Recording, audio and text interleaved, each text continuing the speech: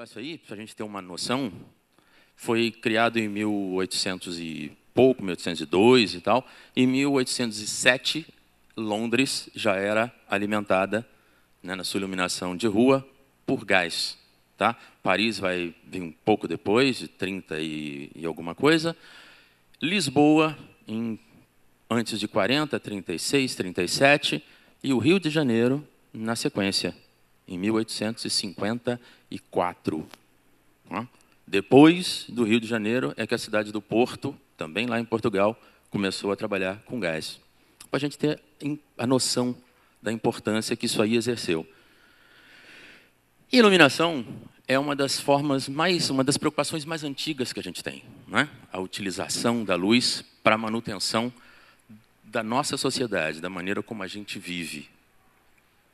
A partir da criação da iluminação elétrica, o mundo mudou muito, ficou mais seguro, né? Que a iluminação antes, na base de chama exposta, era bastante complicada.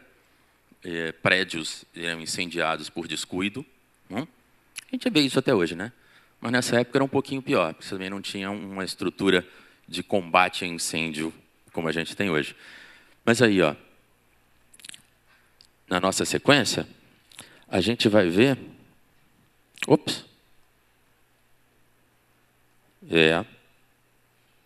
Será que ele vem sozinho?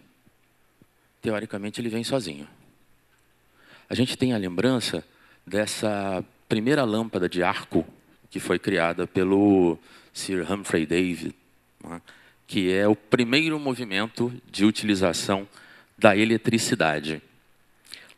Ele não vai avançar aqui, não, nesse formatinho. Assim. Essas imagens estão todas programadas para seguir em tempo. Né? Você consegue resolver para mim? Cadê o menino, Fabiano? Essas imagens aqui elas estão programadas em tempo, então nessa tela não vai rolar, nesse sisteminha. A gente tem uma passagem bonitinha. A gente leva um tempo preparando esse negócio, fica uma coisa complicadíssima, quebra a cabeça fazendo isso, e aí tem que pedir, pelo amor de Deus, para um cara entender aqui da gente, né? É desesperador. Esse slidezinho assim, ó, é cheio de movimento. Estão todos programados juntos, quando a gente bate.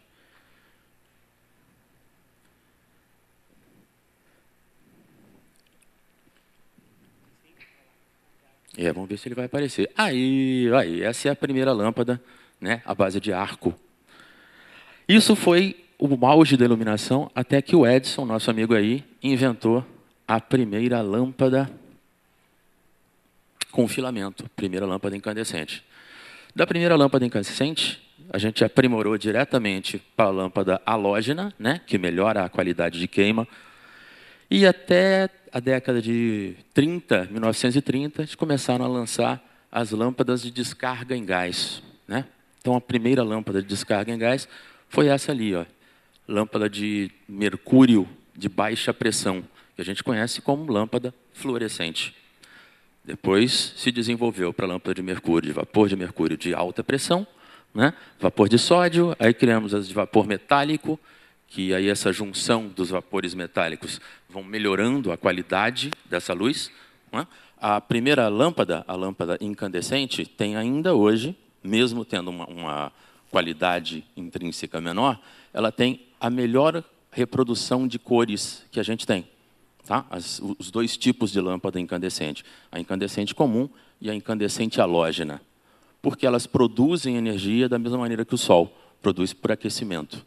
As lâmpadas de descarga, ao contrário, já vão ter falhas, né, na criação desse espectro, porque elas dependem de como esse gás responde à passagem da energia elétrica por ele. Pois bem, a gente seguiu nesse troço até chegar na nova vedete da iluminação elétrica, né, que é o LED. O LED... Parece que a gente está acostumado a dar aula, né? Fica olhando esse monte de gente olhando para a gente, começa a secar a garganta aqui.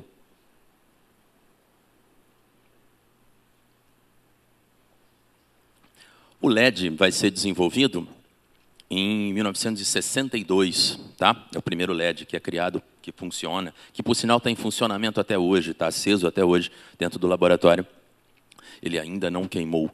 Aqueles LEDzinhos de sinalização, os mais antigos, os primeiros, né, a mistura básica lá que eles fazem, e que dá o LED vermelho. Depois eles conseguiram fazer o verde, depois o azul, e finalmente se chegou ao LED de alta produção, que é o que a gente utiliza hoje nos equipamentos. Tá? Ainda assim, esse LED foi ser aprimorado, foi criar o primeiro LED de luz branca, criando uma camadinha, mais ou menos como funciona a lâmpada fluorescente. Então, tem uma camadinha de fósforo ao redor dele que faz esse LED azul ter a sua luz corrigida para branco. Tá? Esse negocinho aí é de 1995. Então, a gente tem muita coisa para ver a partir desse tempo. Mas o que a gente está falando de LED, de azeite? A gente veio falar sobre templos religiosos. Então, vamos pensar o que o templo religioso vai significar para as pessoas. Porque iluminação, hoje, que é o dia que a gente acende a lâmpada pura e simplesmente apertando um botãozinho, a gente às vezes esquece qual é a função da iluminação. E ela é, hoje, mais do que antigamente, muito mais do que só a capacidade de clarear um espaço, de tornar as coisas visíveis. Né? Alguém já disse que a nossa relação com as coisas, a relação das pessoas, dos seres humanos com as coisas, é uma relação afetiva.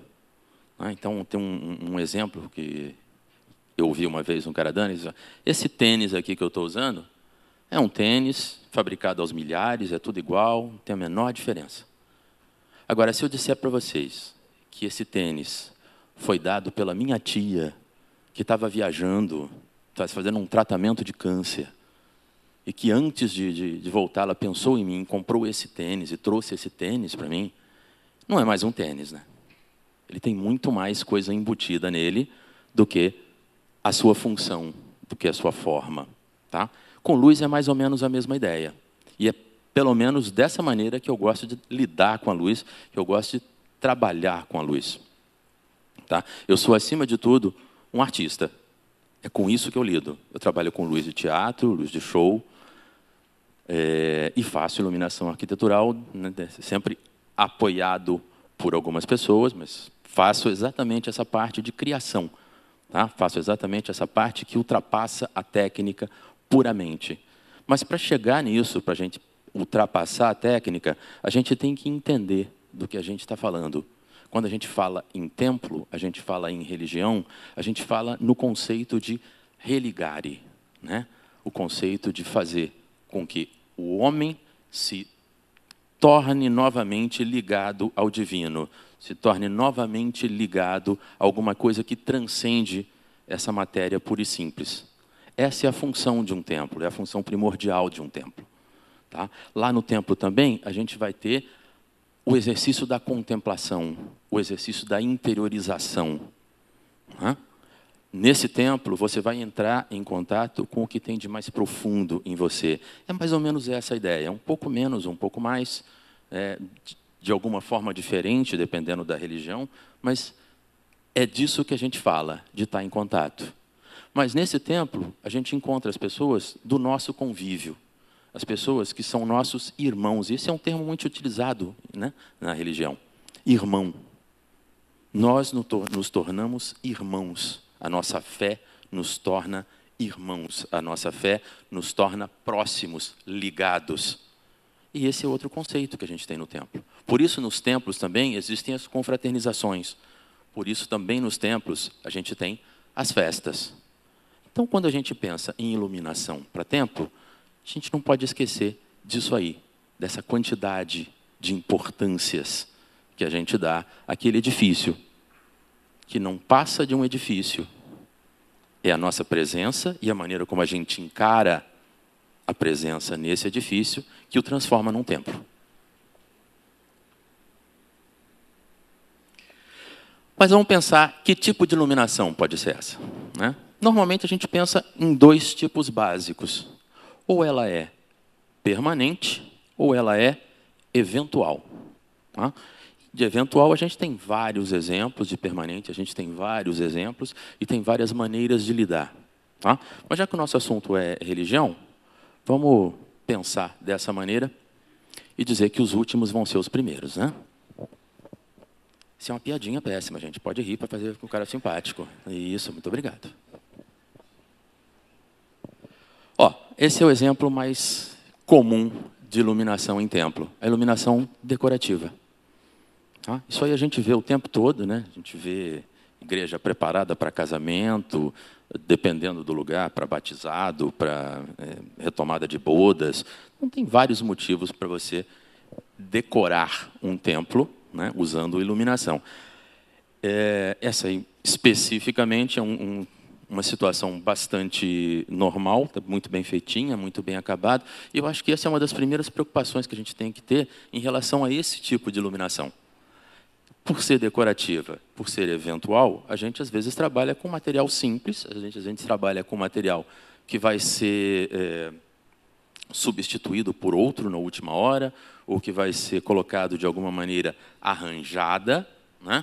Aquilo que não tem aquela base de apoio, aí você pega uma pedrinha lá fora, um pedacinho de tijolo, encaixa aqui para ficar na posição. A gente vai ver isso, tá?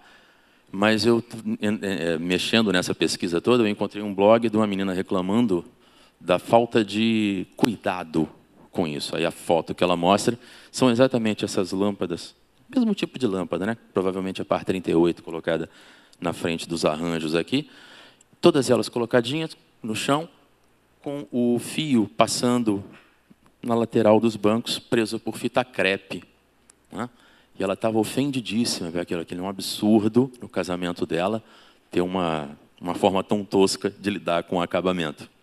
Então, é uma das preocupações que a gente tem que ter, né? Acabamento.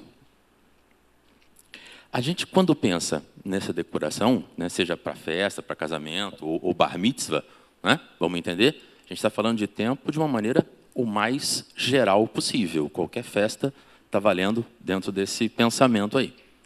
E dentro desse pensamento, a gente tem que levar em conta alguns fatores que são fundamentais para o sucesso desse troço, né? Capacidade do local é uma delas. Quantas vezes a gente já viu alguém colocando alguma coisa sem saber da demanda geral que está consumida ali, e no meio do evento, pagou tudo. Então, vai tirar essa energia de onde? É do quadro de luz de lá? Ele pode, ele tem capacidade, ele está sobrecarregado, ou a gente vai alugar um gerador? E esse gerador vai ficar onde? Tem lugar para ele estacionar? Ou ele é daqueles pequenininhos que fica fazendo barulho do lado de fora, enquanto o oficiante, o pastor, o padre, está tentando falar aqui dentro? Como é que é? São coisas que a gente tem que levar em consideração. Posicionamento dessas fontes. Elas têm que ter uma função, né? Porque a luz, do nada, só aparece se a gente encher a igreja de fumaça. Não costuma dar muito certo. Mas pode até ficar bonito. Não? Provavelmente só vai servir para ficar bonito. A gente tira a foto, vai embora e vai passar alguns anos antes de arrumar trabalho com isso novamente. Mas é uma opção. Cabeamento. Há pouco tempo eu vi num evento um cara usando umas par LED de um novo modelo. Elas vêm dentro de uns encaixes onde ela carrega, né? Tem uma bateria interna, como a gente faz com furadeira, com parafusadeira. Tem uma bateria encaixada nela, ela fica na base, a luzinha verde acende, está carregada, tem uma autonomia de 4 a 6 horas, mais ou menos, e é comandada via wireless. Então, é um tipo de equipamento que facilita bastante a vida. Não consegui falar com o cara, eu não tenho esse contato, tá?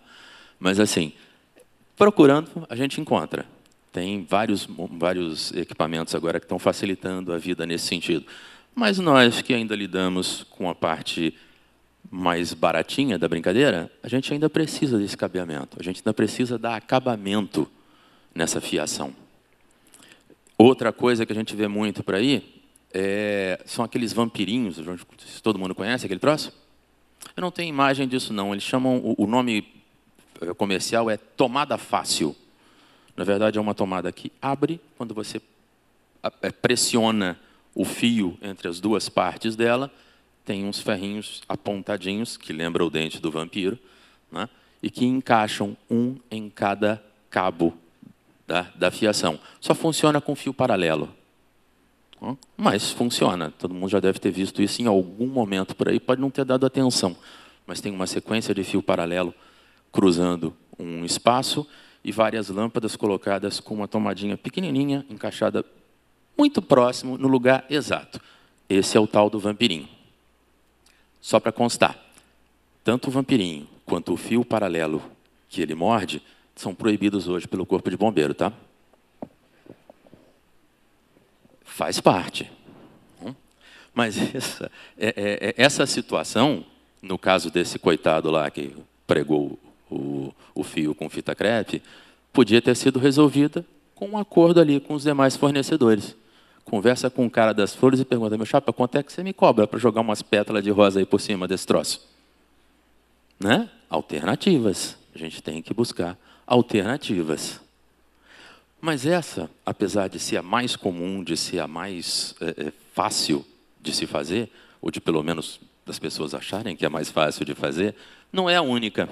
A gente tem um outro tipo de iluminação eventual que está ganhando espaço cada vez mais. Tá? A gente vai chamar isso de iluminação funcional. Claro, a gente sabe, a maior parte da iluminação é funcional.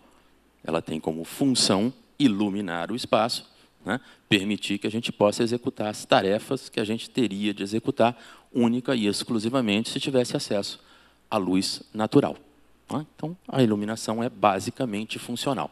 Mas, nesse nosso caso aqui, dentro dos templos, ela ganhou um destaque de tempo para cá. Ó, isso aí é uma matéria da revista Backstage de 2007. Então, em 2007, alguém já tinha percebido que a maneira como se iluminava templos tinha sofrido uma variação bastante grande. Hoje a gente tem um espaço desse tamanho, né, um tamanho médio, um tamanho bom para receber um grupo desse, e tem uma iluminação bastante competente, pronta para ser utilizada, né, com possibilidade de robótica. Mas não era assim. As coisas eram muito mais simples. Esses dados aí, ó, Assembleia de Deus, datam de 96. Olha a quantidade de equipamento que os caras tinham. Vou dizer para vocês que eu já fiz show que não tinha 70 pares.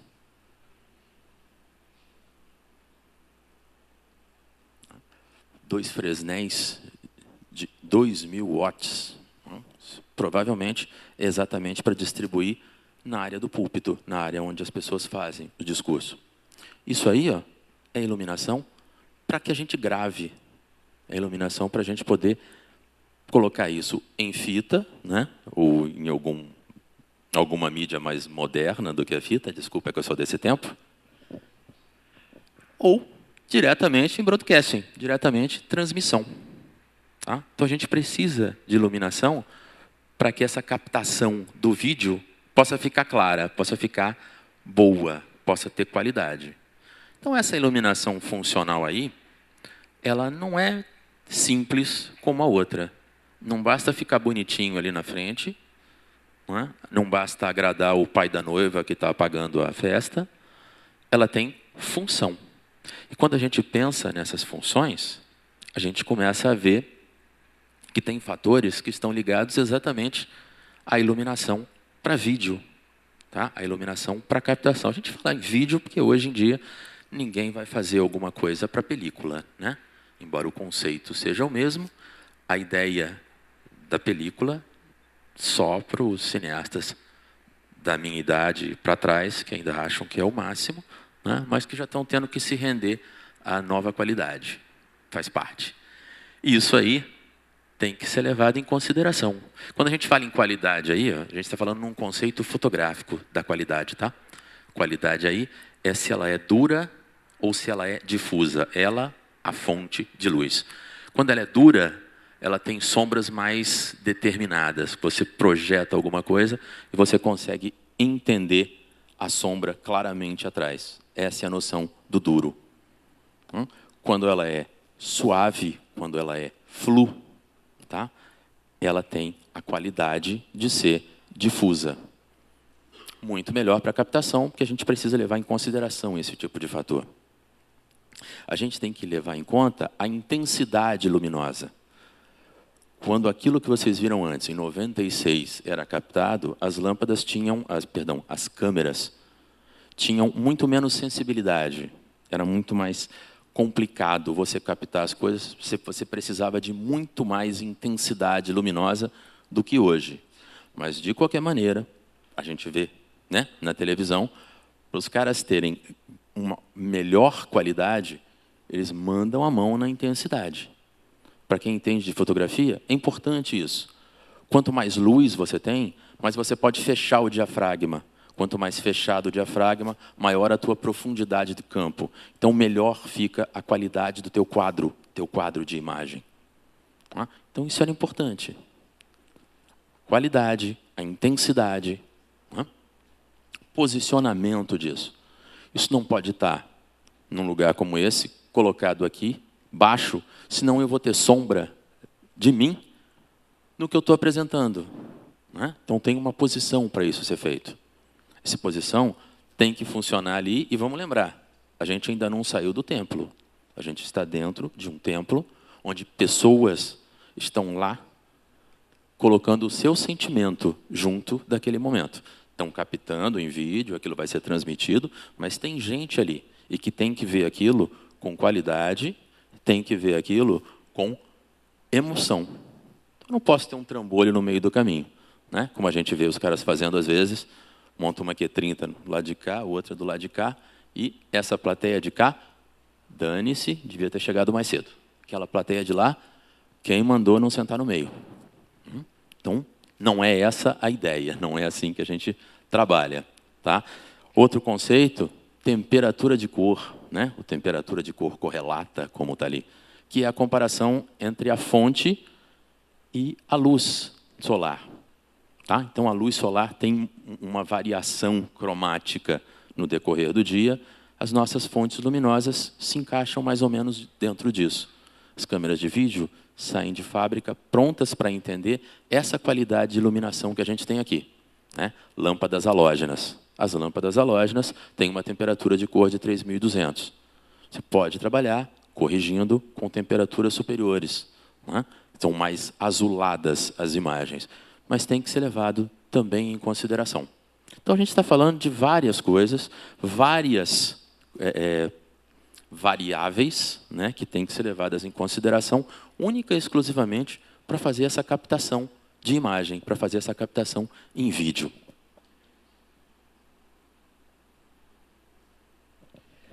Na outra ponta, na ponta mais complexa, a gente vai ter a iluminação permanente. E a iluminação permanente é necessariamente uma iluminação arquitetural. Claro, vamos fazer uma ressalva aqui agora. Essa iluminação que está aqui em cima, ela pode ser permanente. Tá? Ela pode ficar aí da hora que foi colocada até o dia que mudar o prédio ou fizer outra coisa com ele. Mas não é disso que a gente está falando. Tá?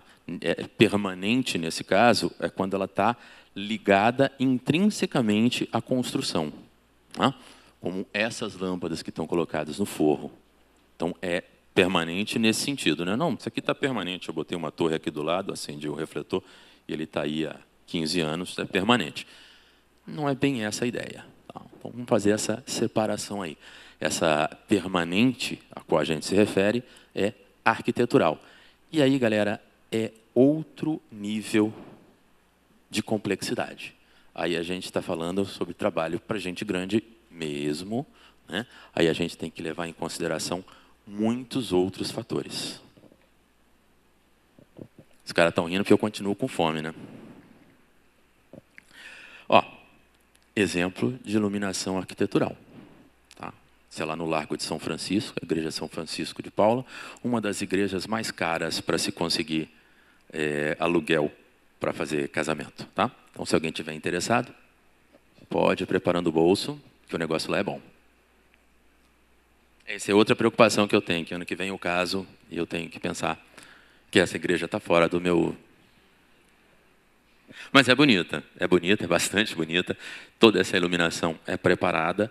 É claro, isso aí só fica aceso para dia de festa, né? Dessa maneira, só fica aceso para dia de festa. Mas é um tipo de iluminação arquitetural. Tá? É uma adaptação em torno disso. E dentro desse métier aí, eu acho que a gente pode avançar um pouquinho, né? Quais são as partes importantes da iluminação arquitetural?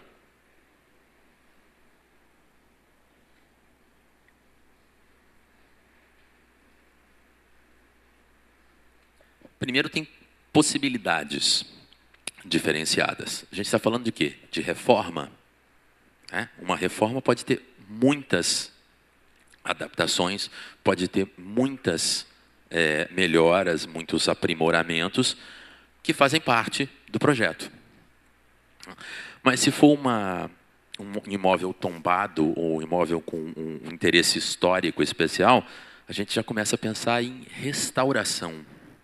E a restauração, mesmo preparando situações melhores, né, que vão melhorar a qualidade luminosa ou reduzir o consumo, que é outra das preocupações que a gente tem hoje cada vez mais, né, isso só vai aumentar, tá? Tendência é cada vez nos obrigarem a consumir menos eletricidade e, portanto, os novos projetos vão ter que cada vez mais trabalhar com fontes alternativas e, se possível, combinando o uso da luz natural. É uma tendência. Agora, se não é nenhuma coisa nem outra, pode ser só uma customização. É pegar um lustre daquele antigo, né, que acendia com vela, e fazer uma adaptação de restauro, né? Não é feito por qualquer Zé Mané na esquina, porque é um lustre especial, porque tem uma história ali embutida nele, e aí você faz uma adaptação para que ele passe a trabalhar com iluminação elétrica, tá? Por exemplo, é uma maneira de fazer isso. Por exemplo, encaixar fita de LED onde não havia, tomando o cuidado de corrigir a luz azulada da fita de LED para manter aquele clima que as velas davam, né? Que é uma iluminação mais aquecida. E aí a gente tem que levar em consideração coisas como essa. A idade do local, né? Então, restauração, reforma, tem que obedecer isso. Dependendo, vai precisar de autorização do IPHAN, vai precisar que esse projeto seja estudado e aprovado pelo IPHAN, né? Se é um caso de tombamento, está dentro dessa norma, vai ter que ser obedecido. A gente tem que ver se a estrutura desse local suporta essa adaptação, ou se a gente vai pura e simplesmente fazer um detalhezinho ali que se encaixa bem sem aparecer, tá? E aí não pode usar vampirinho. Esses dados de liberação, tudo isso tem que ser feito, né? Alguém vai assinar o atestado de responsabilidade técnica. Alguém vai ter que ser responsável por essa obra. Vai ter que ter ART. E vai seguir as normas de iluminação que são determinadas pela BNT. Tá? É chato? Bastante. Muito chato e muito exigente. Mas é assim que a banda toca. Tá? Então a gente tem uma outra matéria aí, ó, que vai chegar mais próximo do que eu gosto de falar, que é mais próximo do que eu quero falar com vocês. Nessa revista aí de 2004, da Lume Arquitetura, a gente vai ter essa sessão, né, ponto de vista, onde as pessoas expressam coisas que eles pensaram, expressam cases que nos interessaram, e esse aí é um. Tá? Esse é o projeto, essa é a maquete. Então, quando a gente fala em iluminação de templos, a gente tem que ultrapassar, às vezes, a parte básica, a parte puramente material, puramente técnica. Isso porque a parte técnica, você senta, estuda e resolve. Tá? Mas a parte artística exige um outro tipo de pensamento. E esse é um exemplo aí, ó. Tá? Para quem não conhece o esquema das catedrais, ó, elas têm esse formato, tá? Que imita a cruz. Então, a ideia da catedral é reproduzir em terra a imagem da cruz. Esse pedaço inicial aqui, onde tem a entrada, onde ficam os fiéis, fica no meio dessa grande abóbada aqui. Tá? Isso é a nave central, a chamada de nave. Lá na ponta, onde fica o altar principal, né, que é chamado de presbitério nas catedrais, Isso era ordenado para que ficasse direcionado para o leste. Tá? Então, nessas catedrais, em coisas que começaram a ser construídas ainda no final da Idade Média, já havia a preocupação de ultrapassar a função comum, a função básica da luz. Aí a gente já tem um exemplo de transformar a luz em uma coisa que significa, né? Em termos linguísticos, um significante, um signo. E a luz aí, direcionada a leste, quando começava o rito religioso, ela entrava pelo alto das janelas e banhava a parte da nave, né? Com efeitos luminosos. Depois eles descobriram os vitrais e transformaram esses efeitos ainda mais, mas é essa a ideia. Então, esse pedaço aqui, ó, o transepto, tá? Geralmente tinha 1 ou 2 santos colocados aqui, faziam parte da ideia da Trindade, mas é basicamente a função de imitar a cruz, tá? De traduzir a imagem da cruz.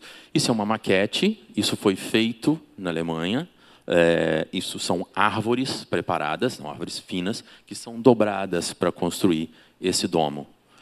O grande barato disso é a cúpula, que é uma cúpula de polímero, né? Uma cúpula plástica, que cobria todo esse espaço e tinha um dos gomos em vermelho.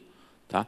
Então, essa luz vermelho centralizava e ia correndo durante o dia. Claro, não se oficiou nenhum culto religioso aí, é uma coisa cultural. Isso aí, nossa referência aí, ó, Catedral de Istambul, é disso que a gente fala, dessa entrada da luz direcionada para o leste. Por isso que a gente, quando visita a igreja, os melhores horários são esses, os horários da manhã. A não ser que você queira ver a iluminação, ver como é que ela funciona, que você vai esperar escurecer. Mas, para ver como ela foi construída, é esse o melhor horário aí. Então, essa relação que a gente está falando agora é como se fosse a alta costura, né? Cara, esse projeto é um de vários, tem vários laboratórios trabalhando em projetos assim, e eles não têm necessariamente uma função. Eles estão pensando a ideia, eles estão elaborando possibilidades, que é mais ou menos a relação da alta costura. Eu acabei de vir de um desfile, é por isso que eu estou com essas coisas na cabeça, né? Estava em Palmas, fazendo um desfile, e que tinha esse conceito. Só que era um desfile para roupa mais simples, o que eles chamam de prêt-à-porter. Então, a gente vai sair da alta costura, né? E vamos voltar para a nossa base aqui, vamos voltar para o nosso prêt-à-porter. Esse é um dos casos, como a gente falou, onde as coisas foram adaptadas, foram customizadas. Tá? Então, essa igreja aí, a igreja de São Jorge, em Londres, tinha a mesma iluminação há bastante tempo. Esse lustre tem mais de 300 anos de história. Então, ele tinha que ser mantido e tinha que ser mantido como ele está. Só que os fiéis, a maioria de velhinho, né, estavam achando insuportável ficar aí embaixo, porque eles não enxergavam nada, eles não conseguiam ler os cânticos, eles não conseguiam acompanhar o que estava escrito, porque a luz era pouca. Então, esse escritório de luz, né, resolveu criar um projeto. E esse projeto consiste nessa estrutura lá em cima, que a gente chama de corona, né? Eles chamaram de corona, coroa em latim. Esse projeto parece simples, né? Parece uma bobagem, que é igual a história do ovo de Colombo, né? Depois que botou o ovo em pé, todo mundo entendeu como é que funciona. Mas esse projeto, ele traz dentro dele uma série de conceitos que são muito importantes. Primeiro, o tamanho disso foi estudado para que a luz projetada não pegasse o lustre e fizesse sombra nos locais. Então, o tamanho dele evita a passagem da luz pelo lustre. Na parte de cima, na parte de baixo, são lâmpadas incandescentes. Tá? Então, assim, não reduziu o consumo, né? Não era a proposta na época, mas manteve o tipo de iluminação. Né? a imagem dessa iluminação, a cor dessa iluminação, foi mantida com lâmpadas incandescentes. Mas a parte de cima, para não fazer com que o lustre jogue a sombra da corona no teto, eles colocaram LEDs, tá? Preparados e direcionados para exatamente iluminar suavemente esse teto, fazer com que esse teto ficasse com esse brilho que a gente está vendo e não percebesse as sombras. E isso tudo não pode ser feito no local. Você não pode subir, né, como a gente vê muitas vezes sendo feito aqui, sobe, não deu certo não, desce aí. Não é? Isso custa muito dinheiro. Então, esse projeto é feito antes, esse projeto é mensurado, esse projeto é preparado, captado, tudo isso é feito com cuidado, com atenção, porque isso custa muito dinheiro. Tá aqui os desenhozinhos dos caras, ó. Então, é um projeto de arquitetura. Esse é um exemplo clássico, né, de iluminação em templos com essa vertente, uma vertente arquitetural. Uma vertente que pode transformar uma situação comum de iluminação numa situação importante, numa situação que transforma esse lugar mais próximo daquilo que a gente pretende que ele seja, né? É com isso que eu gosto de lidar. Visto de cima, a gente vê a proporção da corona em relação ao lustre. Tá? Os dois têm motores independentes, os dois são içados, né, e descidos por meio de guincho elétrico, ocultos no teto. São independentes, um desce, cada um na sua hora de manutenção. Tá? Que é outro dos fatores que esse tipo de trabalho tem que levar em consideração. Custo-benefício. É barata a instalação e a manutenção. Ela é fácil, ela se mantém, né? Ou ela tem que ser trocada com frequência? Quantos lumens isso consome por watt? Qual é a viabilidade técnica desse projeto? Tudo isso é levado em consideração. Né? A gente tem normas. A gente tem essa norma aí, por exemplo, dentro da NBR 5413, a gente tem iluminação em igrejas e templos. Tá? Tem iluminação para escola, tem iluminação para garagem, tem iluminação para tudo. Tudo pré-determinado, para que a gente tenha uma qualidade mínima estudada em laboratório.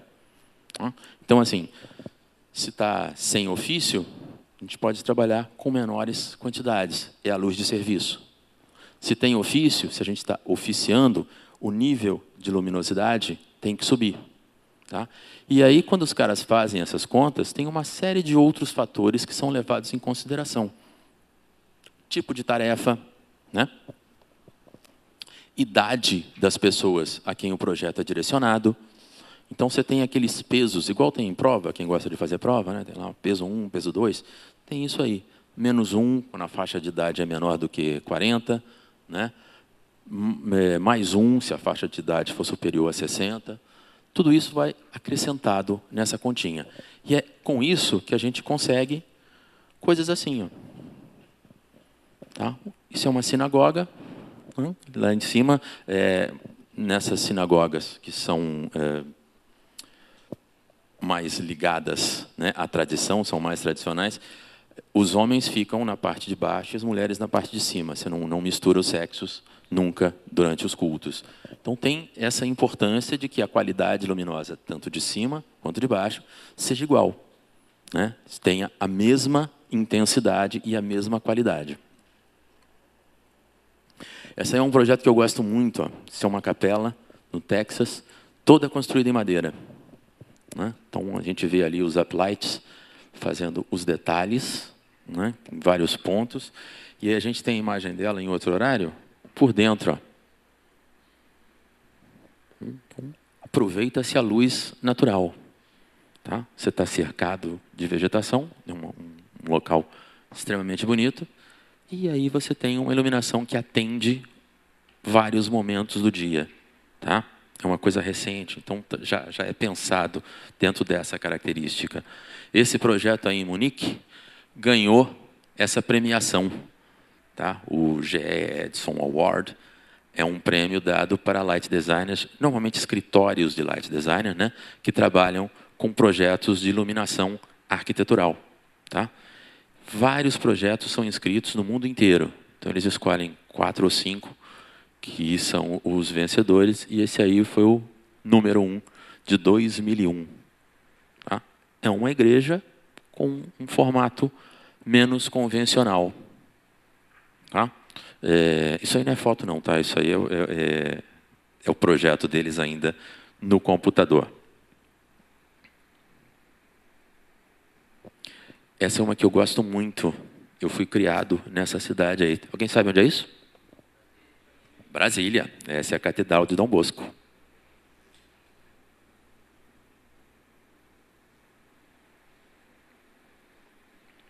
Esses vitrais têm 23 tons de azul distribuídos, né?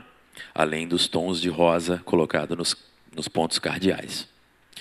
Esse lustre se mantém assim até hoje, né? Agora as lâmpadas incandescentes estão sendo substituídas por lâmpadas de LED. Mas teve uma certa celeuma lá por causa da mudança na cor, né? Então, uma das tentativas foi de colocar filtro, né, em volta, mas não deu muito certo, não. Então, ainda está em processo essa história, mas vai funcionar. Porque a gente não tem alternativa. Terá de funcionar, porque não vai mais poder ser dessa maneira. Tá? Iluminação de destaque de fachada é considerada iluminação pública. Então, está sujeita a todas as normas e todas as restrições, né, que estão ligadas à iluminação pública. Tá? A associação da ANEEL, né, de energia elétrica, é responsável por isso. Determina os níveis, determina a qualidade. A gente vê a igreja sendo trocada. A iluminação antiga, chapada, tudo igual, né, para essa nova, com detalhes de variação de cor e mudanças, que você percebe melhor a arquitetura. As palmeiras imperiais é época de festa, tá? Isso aí não fica sempre, não. Mas o fundo da igreja foi dito, foi pensado e foi adaptado para funcionar dessa maneira. Aí, ó, a gente pensa assim, um projeto de iluminação é uma atividade essencialmente artística. E é disso que eu queria falar para vocês. É, acima de tudo, artístico, né? A ideia de que criar é muito mais do que ficar inventando coisas. Criar tem a ver com a maneira como a gente mostra as coisas ou como a gente passa a vê-las. Tá? Então, tem a ver com a ideia de poesia. O termo poiesis, né, que os gregos utilizavam, de onde vem a palavra poesia, é muito mais do que um grupamento de palavras. O termo poiesis tem a ver com criar, com produzir. Então, para os gregos, quem fazia uma poesia estava produzindo alguma coisa, estava criando alguma coisa. Essa ideia deve nortear o nosso trabalho em iluminação da mesma maneira. Tá? E quando falo em poesia, o primeiro sujeito que eu penso ali é o Drummond, que foi, por acaso, o primeiro poeta com quem eu tive contato mesmo. Ainda era adolescente, começando a fazer teatro, e a gente fez um trabalho sobre ele. Ele falou com a gente ao telefone. Uma figura bem interessante. Tá? Então, o Drummond dizia aí, ó, que escrever é a arte de eliminar palavras, né? É a arte de transformar aquilo no que a gente quer, de tirar o que é excessivo, de tirar o que não nos atende e deixar somente aquilo que serve para nós. Então, por causa disso, eu faço isso aqui como nosso quadro final, único exclusivamente porque se vocês vieram aqui, né, e não ouviram exatamente o que vocês queriam ou não gostaram do que vocês ouviam, vocês pelo menos saem daqui com uma poesia de Drummond. Alguma coisa prestou na palestra, né? Mas só para constar, ó, nessa primeira estrofe aqui, eu preparo uma canção em que minha mãe se reconheça, que todas as mães se reconheçam e que fale como 2 olhos. Eu digo para vocês, qualquer projeto que vocês fizerem que consiga algo parecido é sucesso absoluto. Tá? Da mesma maneira, ele fala aqui embaixo, ó, aprendi novas palavras e tornei outras mais belas. Para mim, é assim que a gente tem que pensar em iluminação. Tá? Nem sempre a gente cria, mas às vezes a gente pega o que foi criado e transforma ele numa coisa melhor. Tá? Nunca achem que a técnica é a solução. A técnica é só o meio para conseguir o que vocês querem. Então, muito obrigado pela atenção. É isso que eu tinha para dizer.